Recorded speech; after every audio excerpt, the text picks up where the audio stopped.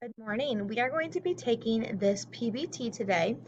And the first question says, use the breaking apart strategy to solve the following problem.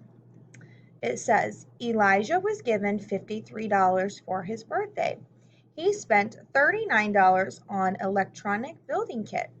How much money does he have left? Show how you solve the problem. So the breaking apart method is going to be breaking apart this number 39 that we have to subtract into smaller chunks that's easier for us to break up. So you might want to take away the 9 and then go from there. So pause this video and then go ahead and get started on that and put the answer right here and make sure you show your work in this area. Number 2. There are 365 days in a year. If 187 days have already passed, how many days are left? Show the steps you used to solve this problem.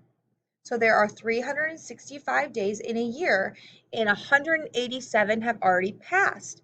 So you need to find how many days are left in the year using the same method you used up here. Go ahead and pause this video and get started on that problem.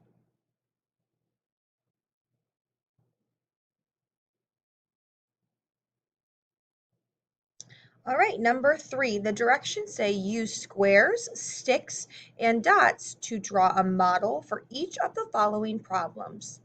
Write an equation to match your model. So when it says use squares, sticks, and dots, that means we're using our base 10 blocks to solve this problem.